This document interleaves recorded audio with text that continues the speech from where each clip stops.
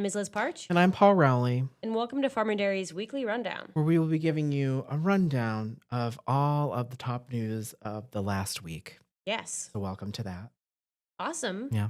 Yes, welcome back, everyone, from Thanksgiving. I hope you had lots of good food Yeah. and some quality time with whoever you celebrated Indeed. with. Indeed. Yeah. Yeah. So, well, Paul, I think I'll kick us off Please do. this week. Yeah.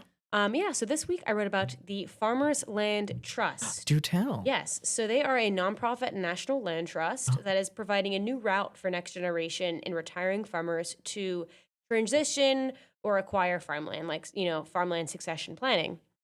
So, how do they do this? Well, this nonprofit raises funds to acquire the farmland from the retiring farmer. Oh. Then they'll establish a 99-year lease with the next generation farmer and create a community managed board. Oh. Okay, so Okay. keep following me here, right? Okay. All right. So as the next generation, really involving the community is a huge part Right. of, their goal for this nonprofit. Mhm. So this board is made up of local organizations and the next generation farmers. So both of them are involved in the board.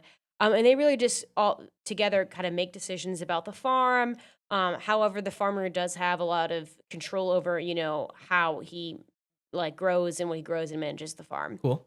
Basically, the Farmers Land Trust was created to solve this ever-increasing farmland access issue in the country, which is really just is driven by the rising cost of farmland. Yeah. Which is kind of preventing the younger generation from getting involved. Mhm. So how it works is, that since the nonprofit is paying for the cost of getting this farmland, it allows these next generation farmers to be able to get farmland, without having to be in debt or.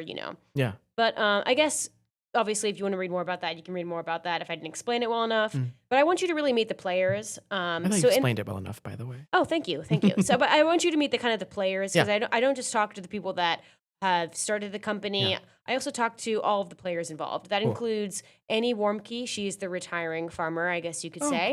Cool. She still farms, but not on that farm. Yeah. So she previously owned Blue Rock Station LLC, which is a farm in Gaysport, Ohio. And for years, she put tons of work into this farm. She built a sustainability home, a food forest. She, in addition to, raising various livestock. And her farm in Gaysport was really where she planned on burying her ashes, she said to me. Wow. This is where she envisioned dying, really. Yeah. But when life took a turn in 2023, leaving her unable to walk, she knew that she needed to pass the farm on to someone Yeah. who, was going to be using it for good, right? Right. That's where Sarah and Jason Ricks come in. Mm-hmm. So they are the next generation farmers that were selected to take over Annie's farm through the Farmers Land Trust. For years they had been wanting a farm, but finding farmland was few and far in between. Yeah. And the farmland that they were able to find, they would either get outbid because it was too expensive, or they would have to pay so much money that they were going to be in debt and spending years to pay off the cost of owning that farmland.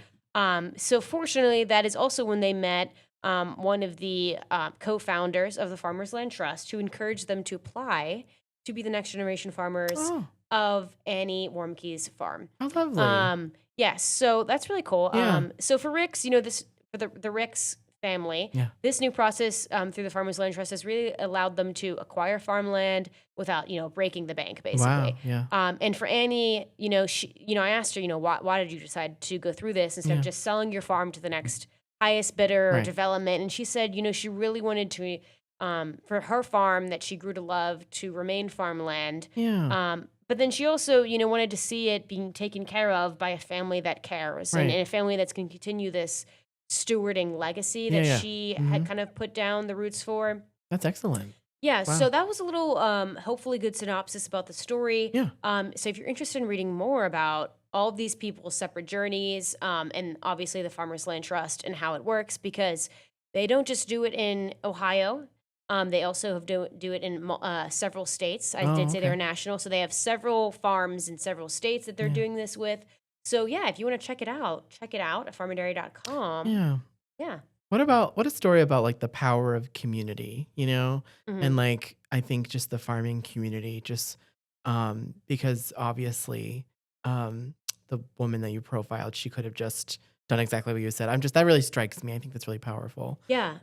No, this Annie was so, I'd love to talk to her again, because she really wanted to, yeah, she it's not about, her getting the money Right. that she's owed for this farmland. Right. Obviously, she wants to receive some of the money because, all of her assets were tied into Sure. that Yeah. farm, right? But she also really wanted to make sure that, it continued to stay farmland. And she Yeah. also wants to give the younger generation an opportunity, which through writing this story, I did kind of start to realize more of, why people think, oh, well, the younger generation isn't interested in agriculture. Right. In part, that could be true because there are a lot of tech jobs that have come into, the world, Right. and the younger generation is gravitating towards some of those tech jobs versus hard labor jobs like farming, Yeah. right? But then I also made me realize, it's also so inaccessible Right. for That's younger such a big generation piece. people that don't Yeah. already come from agriculture families to Right. get involved. Yeah. So this really seems like a new way, or it could be a new way, Yeah. not just through the Farmers Land Trust, but maybe other, Right. organizations that are doing the same thing Yeah. for younger generation people to really get involved. Yeah. So it was kind of a fun story to write. Yeah. Yeah. That's awesome. So, Well, yeah. great work. I'll Thank you. have to check that out. That's Yeah. cool. It actually reminds me of a little bit of a piece of, I guess, a journey that one of our own has actually embarked on just this week. Actually, our own Sarah Welch, managing editor, has flown the coop. Is that a good farm term to Yeah, that's to a pretty describe good what yeah. describe what she's done? But Sarah Welch has left farm and dairy. So I don't know if we have a button that's too happy, but we I are think happy for I Sarah. feel like that's confusing Yeah. one because we use that There's for an the applause one segment. somewhere. Yeah. It's Sarah Welch is gone. Yeah, that's how I kind of like, Yeah. oh no. Yeah, But we're we're happy. We're very happy for her. We're very sad to lose her. So it is. We're also on a journey now. Yeah. So anyway, we wish Sarah all the best in her professional endeavors. She's going on to bigger and better things, and she's leaving us in the dust. But anyway, no. But we're very happy for her, and we will miss her dearly. And I guess I will then introduce the story that I wrote. Well, one of the stories I wrote for the paper this week.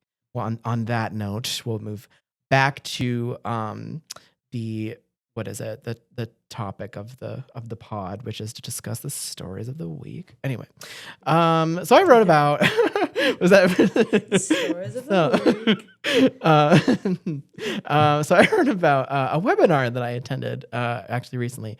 Lake Erie, as you've no doubt heard me prawn on about a lot in this job. I do love Lake Erie. Lake Erie is showing signs of improvement. Where's the Yay. applause? Signs of improvement for Lake Erie, everyone. Let's go. Very good. All right, quiet down, everyone. Showing signs of improvement thanks to reduced nutrient runoff, according to an expert speaking at this November 24th freshwater science webinar called Critical Issues and Emerging Threats Facing Lake Erie.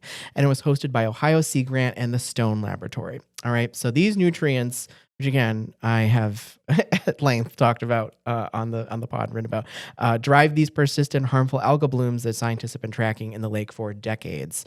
And anyway, since 2014, according to Chris Winslow, who is the director of the Ohio Sea Grant and Stone Lab, he said there's been about a 6 to 10% decrease in runoff, which is something to celebrate, certainly, and something to admire. And in fact, he said, I thought that I pulled this quote from the article just because I liked it, but he said, Lake Erie is a beautiful case study of environmental restoration. I love that. Yeah. That's so concise and just, it says, it's great. Great quote. Despite, though, this progress in nutrient reduction, the Great Lake of Lake Erie continues to face both long-standing and novel challenges. So there's a bunch of things unfortunately still wrong in Lake Erie from an environmental perspective. Exactly. Yeah. Thank you for pressing the button. Yeah. Winslow highlighted that while overall water quality indicators show some improvements, the lake is still considered to be, quote, in poor condition, end quote. According to a 2017 joint report, it was a pretty big deal at the time by the United States Environmental Protection Agency and the Environment and Climate Change Canada. That's their government as well, working on this report that found that. Although Winslow did say, he noted that he expects that the coming report that is going to be produced that follows that will reflect some of the results of the work being done to mitigate problems that include the runoff to successes where things have actually improved even since that report came out, such as in fisheries management and invasive species control, to the impact of certain programs that have been going on to like keep things moving and grooving in Lake Erie, and things that are, the promotion of sustainable practices and environmental stewardship. There's been like work done and lots of money invested to turn things around in Lake Erie. And so it has had a marginal effect, at the very least, if not more. However, our old pal climate change comes a knocking as right, and it might throw a bit of a wrench in the progress that has been made thus far. Winslow pointed out that air temperatures in the entire Great Lakes region are about 2 degrees Fahrenheit warmer than they have been in the past. And so water temperatures are rising even faster, which accelerates some of the, negative consequences of things and changes and whatnot. So what was the point of this webinar? Was it just to, kind of get us on, hooked to be like, oh, maybe there's something to be hopeful about, and then to dash those hopes? Well, it's part of a series that aims to bring applied research directly to you, the public. Focusing each quarter on, thank you also for the, right. Focusing on issues ranging from human health and aquaculture to harmful algal blooms, of course, and community decision-making as well. So anyway, it was really fascinating. I tried to encapsulate a lot of things that was talked about in kind of a small package. So anyway, to read everything discussed at the webinar, check out my story. I believe it is on the front page. But also attend to the next webinar as well, because it was really cool information. There was a really good Q&A portion that I didn't write about. That's cool. So it sounds pretty fascinating. Yeah, like you learned some cool information. Yeah, I love learning about the lake and the water and nature and stuff. So. Awesome. Yeah, check it out. Yeah, awesome. Well, this week I wrote about an ongoing debate that has spurred after the U.S. Environmental Protection Agency approved 2 new ingredients for pesticides in November. Right. Yes, very heated topic, specifically in media. Yeah. The pesticides, and sorry everyone if I pronounce these wrong. However, I'm sure she's been 95%. Yeah, exactly. I have been practicing, and I'm sure 95% of you probably don't even know them. We're challenging you, in fact. Because I didn't know them before either. Right. So the pesticides, which is cyclobutyrophloram and isocyloserum. That's it. I think it was about that. Yeah. Those are the 2 ingredients. And they're both approved for agricultural use. So cyclobutyrophloram will be used as a fungicide on turf, ornamentals, romaine lettuce, cotton, and soybean seed. Fun. Or can be used, I guess I should say. Okay. A cycloserum, that one's a hard one. Yeah, it can be used to target pests that have caused significant damage to crops and financial losses to farmers over the years, which is part of the reason clearly why the EPA probably approved it, because it has, these pests have been a problem. Yeah. So these pests include the tarnished plant bug in cotton, the Colorado potato beetle, in the diamondback moth for Brassica vegetables, I didn't know this, are broccoli, cauliflower, cabbage, etc. Yeah. And that information is all according to the EPA, just talking about what these pesticides could be used for.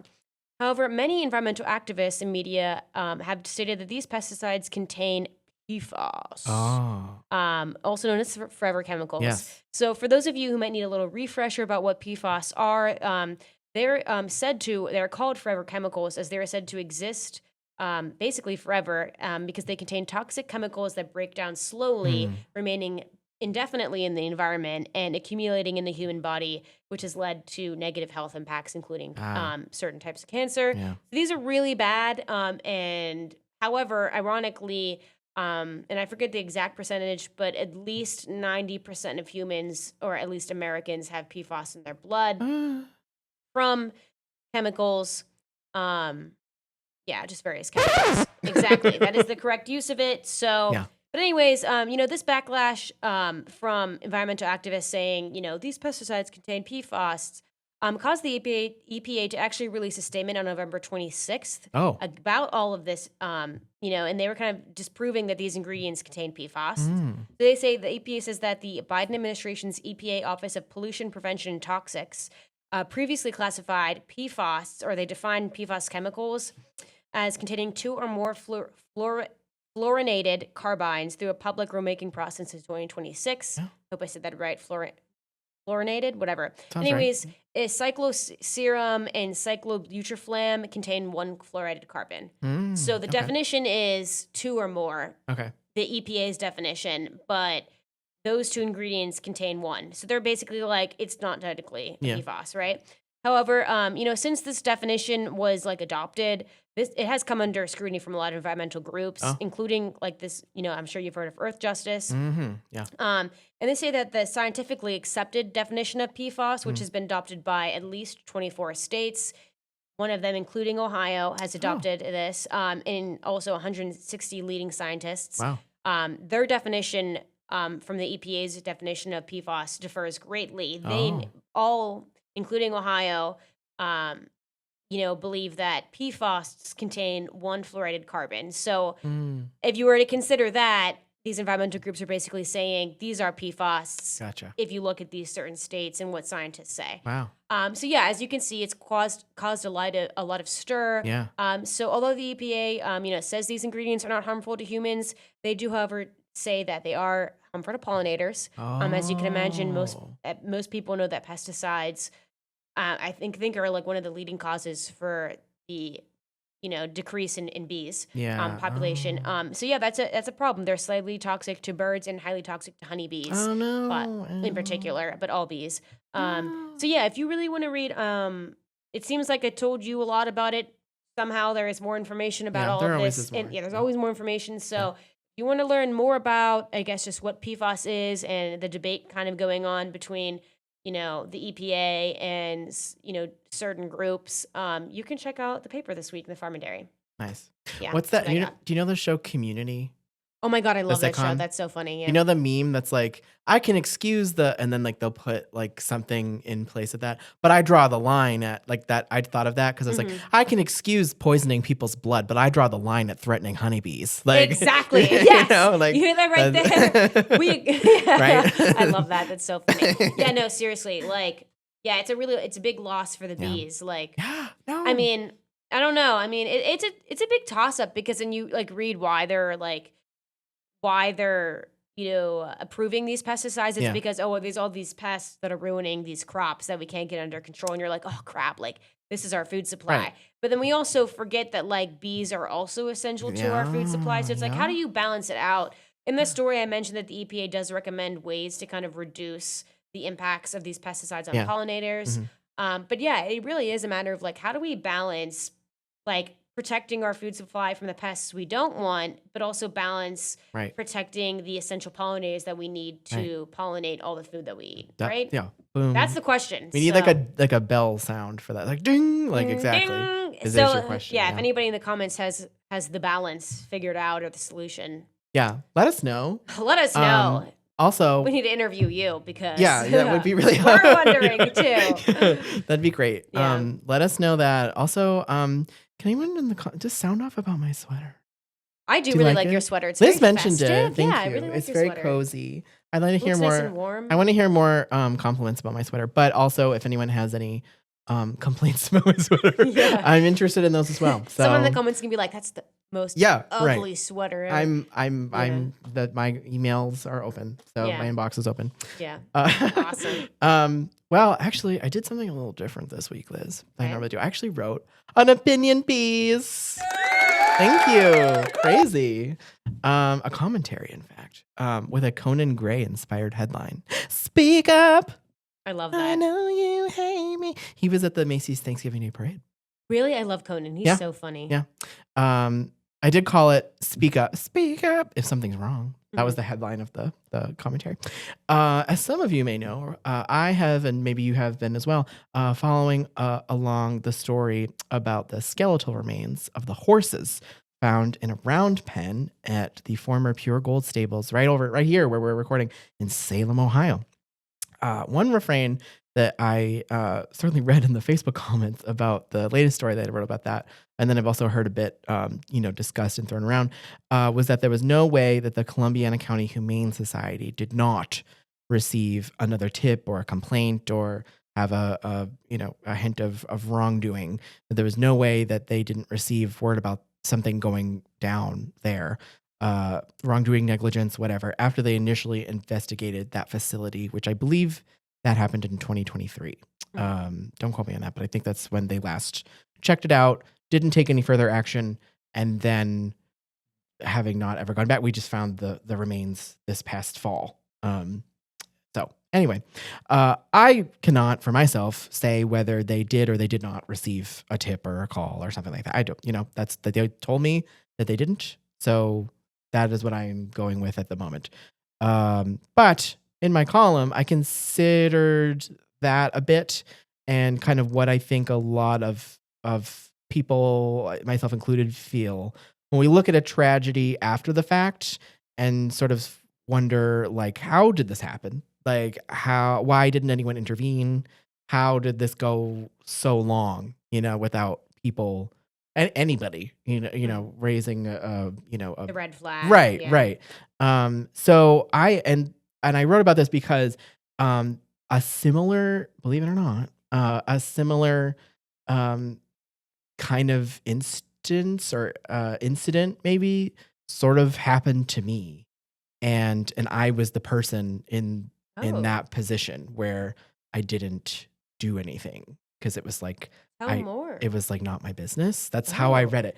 And I've spoken to some people like kind of off the record about like they've made insinuations about like horse different like groups of people being on this property presumably while the remains of these horses were locked away in this pen, like, and everyone has said like someone had to have known. Well, again, I don't know that. Maybe they did, maybe they didn't. But anyway, so here's what happened. Here's the thing that led me to write this column.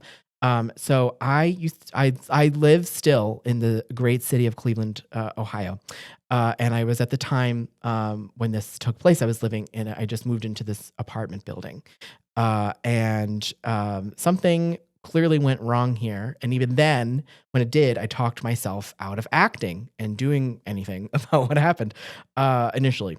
So there was this neighbor that I would run into all the time. Very friendly guy. He was always ready to talk. He lived near the elevator in this apartment building on my floor. And he would often be in the elevator. And the impression that I got from him was that he just kind of was looking for some good company to yeah. sort of pass time with and talking to people. And he seemed kind of active. He was just kind of in different places in the building. Very friendly guy. And I would run into him a lot when I was doing my laundry. And then one week because I was like on a routine, kind of like, everyone has like a laundry day where you go to, wash your clothes. The laundry room in this building was in the basement. And one week I went to go do my laundry, same time, same day, as always. And he was not there. And I never saw him again.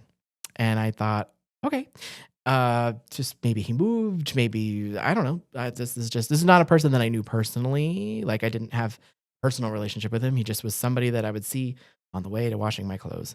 And he was gone for a while. And when a while had passed, a particular smell began to take root in my hallway.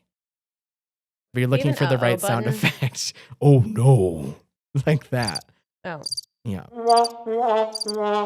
a little bit like that. It's a yeah. little bit like I that. feel like we need a sadder sound. Yeah. That seems more of like cartoony sad. Right. That's all right. Right. We'll go with it. So, and I just kind of didn't know what to make of that. What I told myself at the time, I made excuses for the odor that was starting to proliferate in this hallway. And he was about 4 doors down. Like he was not very far from me. Mhm. And I thought, eviction, maybe someone left, maybe someone went on a trip and like the contents of a refrigerator went bad. We're talking about like a smell that something was rotting, right? Like that's what it is. So I think everyone is probably picking up where I'm going with this.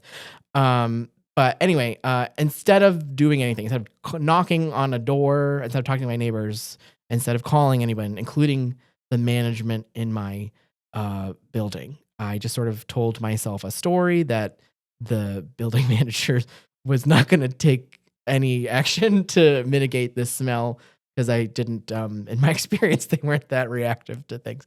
And anyway, so just and I chalked it up to not being my business and just kind of kept my head down and kept living. By the time there was a response to the smell, which after several weeks was really, really pungent and like really harsh. Um, the police became involved. There was the medical examiner came and they discovered that this person had been deceased for a long time. Wow. And he That's sad. actually, yeah, he passed away on the floor, apparently like near the door, Mhm. is what I've learned of in his apartment, and he remained there for quite a bit. I realized at that point when I learned what happened, that I didn't even know his name, and that really didn't sit well with me. Like I was like, not only was the whole affair just like really sad, Mhm. but I also just felt it was really undignified. Like the fact that like no one intervened, no this we just lived with this poor man Yeah. on the dead on the floor for a very long time. And so I felt really terrible about it. Like I care it was like a guilt that like and I found out later like I did find his name. I went through the coroner's office in Cleveland and I discovered his identity and he passed away of natural causes. So there was like nothing that I certainly could have done Mhm. or like it just it was his time. Yeah. I saw on social media that his family posted, several members of his family posted a really nice tribute about him and the kind How of man that long he how was. long did how long though was he there, like, If I had to dead? guess, I would say almost a month. Because, like, how do you go, like, his Yeah, family must have not been that close with him if they right. could go almost a month hmm There's all without these hearing questions I from still am him. like, what? Like, it's, Yeah, that leaves me with a lot right. of Right. questions, I but we were living with it and I was like I actually to write the column, I was like looking in my past messages mhm, because I was texting people about it, like my friends, and just being like, I don't know what this is. And I was yeah, aware of it and I was like thinking about it. And then the pieces all came together and I was like, so anyway, so I carried this for a while, this gnawing sense that I had sort of failed him in like a human way, by not paying closer attention, by not raising the issue downstairs in the lobby, being like, "Hey, like, do you know what happened to the man that is in the elevator?" Like, just kind of talking to anybody about it. You know what I mean? mhm, Like, just getting any ball rolling at all. I did none of that. And I felt kind of gross about it. And I relate this to what I think happened at Pure Gold in a way. There's an mhm, element, there's kind of a through line here. Like a lot of people looking at what happened at this facility where these horses were boarded and unfortunately died, that they're feeling their own version of that kind of shame almost and like that guilt of like, yeah, I looked away, I made excuses, and now we see like, the extent of like something bad happened and I didn't do anything about it. And I feel gross about it. Because in that situation at Pure Gold, like the horses, like they're not supposed to vanish. Like they also had names. People cared about them, and they died locked inside their enclosure that no one was allowed to open. And it's just so there's it's not apples to apples or anything, but but it goes to show that, like, I don't know, just being kind and, like well, yeah, obviously, you it's not like you weren't kind, but, just, like, I don't know, just intervening, I guess, or right, just, like, you yes, know getting to actually caring and getting to know right, something or like a problem, yeah, that probably means a lot to someone yeah, or like could save horses from dying, right, that I think it sounds like that's what your piece yeah. I mean, I haven't read your piece yet, Yeah, but yeah. To sum it up, yeah. what I felt like I was really writing about was finding some small ways, even after the fact, to try to restore some dignity, uh, to in either of these cases, in a world where it's really so easy for dignity to be lost and to slip Mhm. away. And I think there's things that we can do to make that happen. So in my case, like I found out what his name was, and I kind of I think about this person pretty often, someone that I didn't know at all. In the case of Pure Gold, um, there's been such a response. People have organized. There is a petition with tens of thousands of signatures on it, demanding justice. There was a memorial service where people got together and strategized for how to, like, there is this, this undercurrent of change and people wanting to make a difference and to seek justice and to ensure that this doesn't happen again. So like this is exactly what I wrote about is taking place. Like there's efforts being taken to restore that dignity that, these horses were robbed of for one reason or another. And so anyway, that's kind of that was my North Star when I was writing this piece. Yeah. So if you want to read the full opinion piece, or sound off about it, well, it's in the paper. It's in the opinion section of the paper. But also let me know your thoughts. Yeah. Oh, it sounds like a cool piece. Thank you. Check it out. Very thought-provoking. Oh, yes. Awesome. Well, should we do our little segment today, or should we just We can. move There's some on? time. Okay. Do it. What's the Charlie Brown dance like? Yeah, I saw that. Yeah.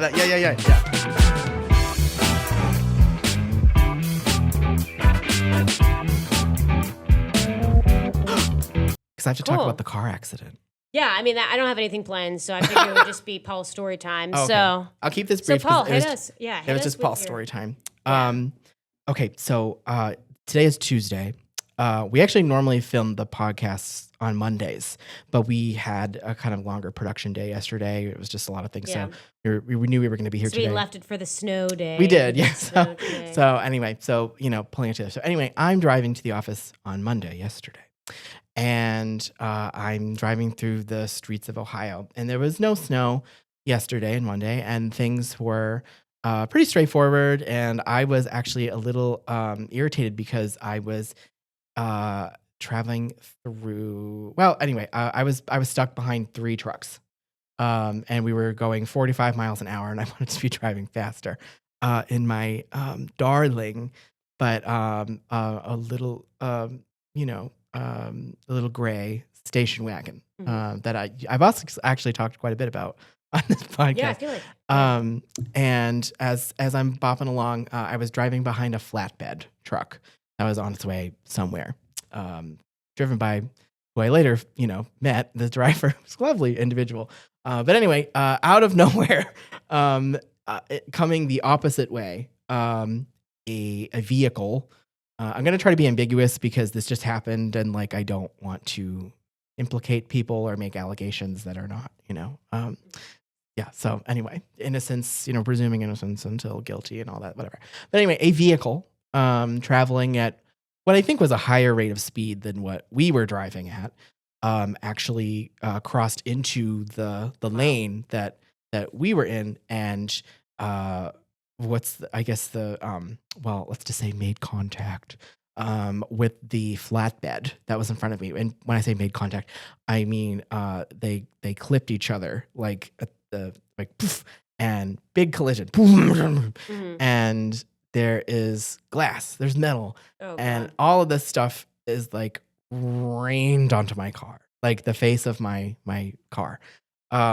And a big chunk of the vehicle that hit the flatbed torn off, and the tire torn off, and so I'm just bopping along. I'm listening to Tame Impala, I'm not even paying attention, and all of a sudden it just everything changes, and so I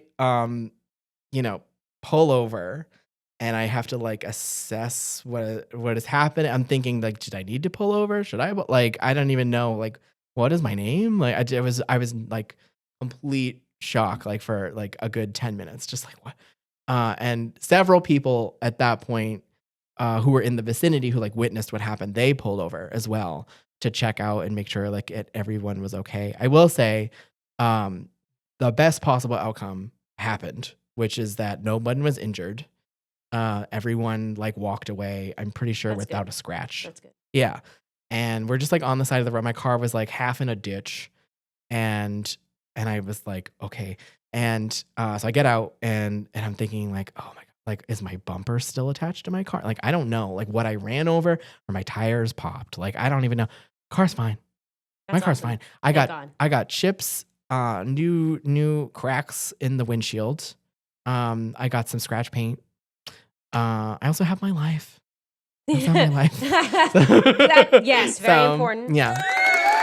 Hey, Paul has I have life. So, life. and everyone was fine, and it was just an accident that I wish we could have prevented for everyone's sake. But some actually, I don't know who she was, but this woman saw what happened, beelined to me. I was the first person that she like went to. And I was a little taken aback because like clearly like the other two vehicles involved in this collision had suffered more damage than my beleaguered station wagon.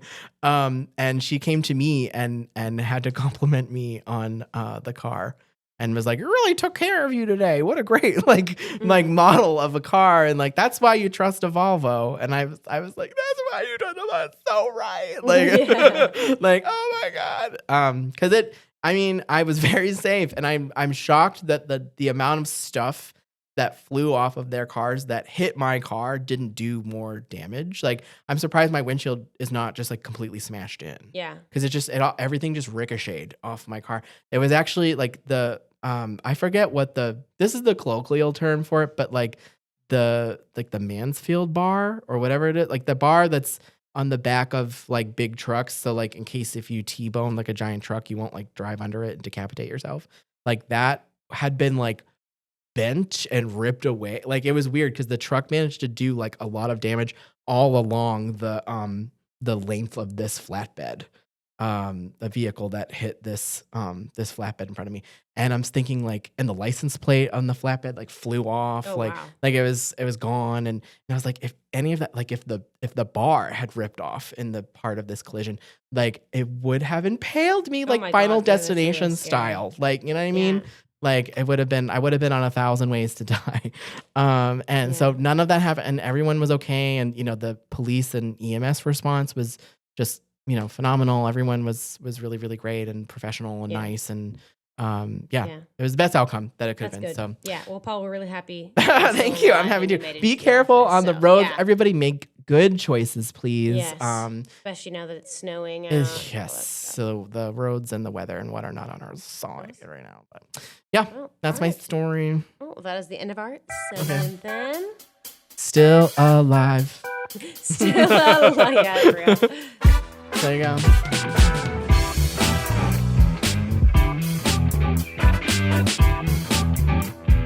There you go. Cool. Yeah. All right. Well, I'll quickly go through my story, and then you can send us off, Paul. Cool.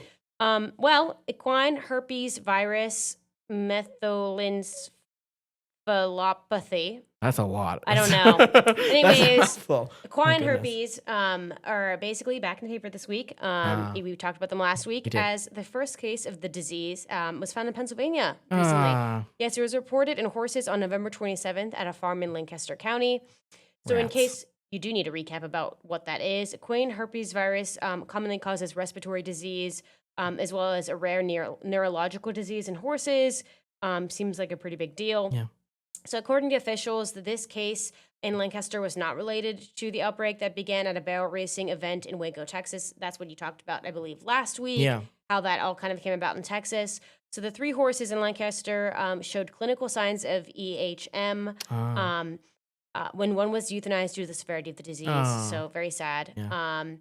But yeah, and then another case of this disease, I think it's another strain because she, Rachel, who actually wrote the story, but it's Farm and Dairy staff, she wrote EHV-1, so I think it's a different strain, I believe. Yeah. But it was also confirmed in Madison County, Ohio on November 23rd. This was also unrelated to the outbreak, again, in Texas, but it is happening here. So, yeah, currently, this outbreak has been found in Texas, Oklahoma, Louisiana, Colorado, and New Mexico. Wow. So, yeah. Prolific. So it's mainly concentrated in the West, but there has been some cases as of now in Pennsylvania and Ohio. So yeah, this outbreak has really caused a big stir in local stables and arenas who are tightening up safety restrictions and canceling events just to really prevent the spread of this pretty awful disease. So to read more about all of just this disease and what's going on and what these, local authorities are doing, you can check out the paper this week. Yeah. Wow. Yeah. We need like some positive horse stories. I know, really. Desperately. We Like, really do, yeah. please, that's another plea for our viewers and readership. Please, Give us a yeah, give us a positive, tip yeah. for like a good horse story. Like, Yeah. yeah, a positive one, please. Am I next? Okay. Yeah. Last kick us off. Well, all right. So Send us off. this will also be pretty brief, but I did get a chance to talk to Santa Claus recently. Ooh. Ho ho ho! Yeah, it was fun. Santa. Meet Jolly Saint Nick. That's awesome. He may have his hands full spreading holiday cheer this year. It's been a pretty tough year for a lot of folks in the farming community in 2025, but farmers have made his job a little easier. Despite the cold, rainy night on November 25th, that might even have tested Rudolph's navigation skills because it was hard to see in my, once again, Volvo mentioned, trusty station wagon in Worcester, where this took place. Families and farmers still turned out in force for the Young Ag Professionals annual Ag Toy Drive. The toy drive was held this year at Lincoln Way Vineyards in Worcester, Ohio, and the event brought in nearly $12,000. And the proceeds will be used to purchase agricultural-themed toys for children. And that dollar amount is actually what organizers said was their biggest fundraising haul yet. Wow. Very cool. Yeah. Awesome. That's awesome. It's a tri-county effort organized by the Ashland and Wayne Young Ag Professionals and the Medina County Young Farmers. They've done this for 9 years, and yeah, it was a real blowout year. It was awesome. The idea behind the event is simple. According to Kara Wolf, she is a Medina County Farm Bureau board member. Put ag-inspired toys into the hands of local children, especially those who may not have like everyday access or opportunities to spending time outdoors or exploring careers or vocations in agriculture. Each county distributes the toys through like its own local charities. Those are like the Associated Charities of Ashland, Toys for Tots programs of Medina and Wayne counties. And behind that distribution is a network of donors and supporters who continue to step up. In fact, more and more each year. Most of the event is really powered by donations. In fact, like the food that was served there was donated. The space was donated. Awesome. People's time was donated. It was really cool. Like Lincoln Way Vineyards donated the venue to the. It was so everyone's like it's a really generous. I guess so it's really cool. And one of the organizers told me that it's truly a community effort. Times are tough, and the more we can give kids an opportunity to have some sort of hands-on ag experience at any age, the better. To read what some other folks had to say about this fun event, including an exclusive interview with Mrs. Claus. The Mrs. Claus. The Mrs. Claus. The Mrs. Claus. Check out the story on our auction cover this week. Awesome. Yeah. Great. Well, everyone, that is our top stories for the week. Indeed it is. And to read more, please log on to farmanddairy.com or find your local newsstand. And thanks for tuning in, and we will see you guys next week. Bye-bye for now.